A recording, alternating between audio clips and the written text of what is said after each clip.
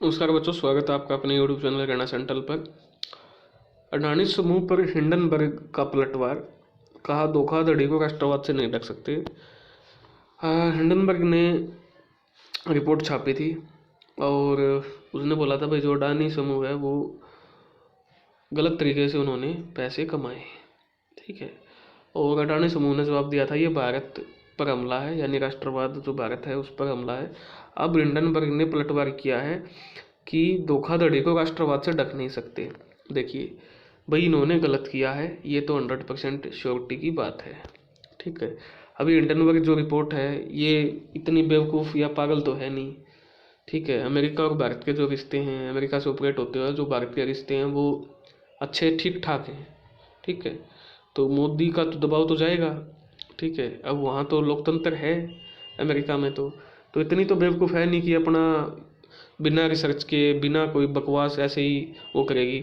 अच्छा कर भी देती तो फिर इतने अपने जवाब नहीं देती पलट पलट के, ठीक है। इसका मतलब ये कॉन्फिडेंट हैं, इनने जो रिसर्च की है या जो सबूत इकट्ठा किए हैं वो क्या है, बिल्कुल मतलब एक्यूरेट तो नहीं होंगे 100%, लेकिन इनके पास सबूत हैं जो ये कम से कम ये साबित कर देंगे कि ये जो भाई साहब इन्होंने ज़बरदस्त धोखाधड़ी की है।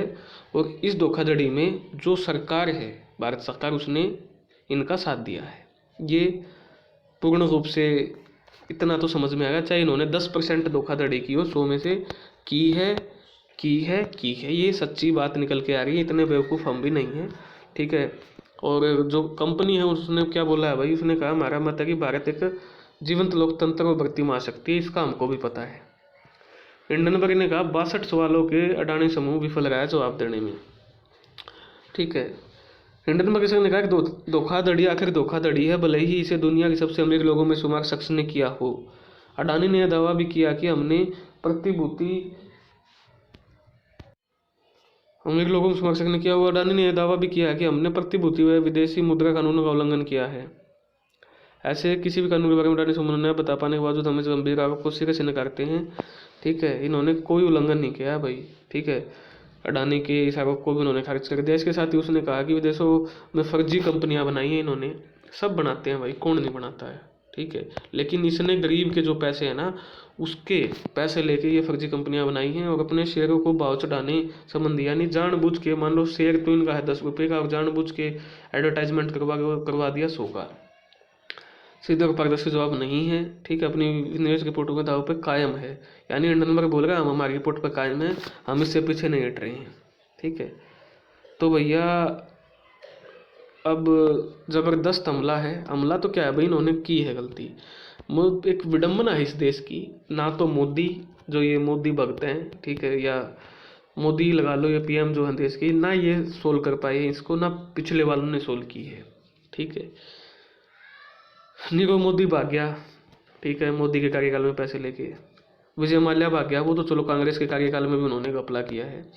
मैं तो विपक्ष जो पहले पक्ष में था, विपक्ष को भी ने भी विफल रही है इसमें, और मोदी तो रहे रहे हैं। मेहुल चोकसी, ठीक है, अब ये, और इतने पता नहीं कितने हुए हैं। वो एक और उसकी थी, क्या नाम था वो, एक्सचेंज बोर्ड की सुब्रमण्यम कृष्णा, वो फीमेल जो उन्होंने अभी घपला किया था, ठीक है। तो एक विडम्बना है इस देश की, और ये देश के लोग समझ नहीं रहे हैं। किसान, ठीक है, आम आदमी अगर बैंक से पैसे उठा लिए, और वो पैसे उठा लिए कुछ 10 लाख है 15 लाख उठा लिए कोई काम धंधा शुरू करने खातिर, ठीक है, और वो चुका नहीं पाया, 1 महीने के अंदर अंदर उसने डिफॉल्टर घोषित कर दें। कितनी बड़ी विडम्बना है इस देश की, ठीक है। वो किसान फांसी खाने पे मजबूर हो जाता है, वो आम आदमी फांसी खाने पे मजबूर हो जाता है, उसका घर तक गिरवी रख लिया जाता है, बाहर उसके नोटिस चिपका दिया जाता है कि ये डिफॉल्टर है। कितने बड़े शर्म की बात है। बैंकिंग सिस्टम जो है ना, बाइस्ड है, बिल्कुल बाइस्ड है बैंकिंग सिस्टम, ठीक है। चाहे कोई भी बैंक हो, ये अपने पीएनबी में अपने पैसे इन मेहुल चोकसी नीरव मोदी को गवाए बैठा है, ललित मोदी भागा बैठा है पैसे खा के। शर्म की बात है, भाजपा सरकार के लिए शर्म की बात है, केंद्र सरकार के लिए, ठीक है। गरीब किसान झूले फांसी के फंदे पर लटक जाता है, वो चाहे 10,000 रुपये ना चुका पाए। इतनी बेशर्मी कर रखी है, ठीक है। ये देश का युवा सब समझ रहे हैं, चाहे वो विपक्ष हो चाहे पक्ष हो। अब इसका इलाज क्या है? इलाज तो ना विपक्ष है, इसका इलाज ना पक्ष है, इलाज हो आप, इतने आप खुद इतनी एजुकेटेड पढ़िए, कल को आप किसी पोस्ट पे आते हो तो अपना ज़मीर मत बेचिए, ये सबसे बड़ी बात है। अगर आप भी आज ज़मीर, आज आप हम बेरोज़गार हैं, कल को हम कुछ ऐसी पोस्ट पे आ जाते हो और हम ज़मीर बेचते हैं, ठीक है, फिर भाई वही चलना है, भ्रष्टाचार, वही ज्यादतियाँ, ठीक है, वही सब कुछ चलना है। तो आपका अपना कोई विषय, इस विषय में कोई विचार रखता हो तो कमेंट सेक्शन में ज़रूर बताएं। नहीं तो भाई अपने physics, bio chemistry, Haryana GK, physics, reasoning, math पढ़ते रहिए, पेपर देते रहिए, किसी सिलेक्शन हो जाए तो ठीक से, नया हो तो तैयारी करते रहिए। धन्यवाद।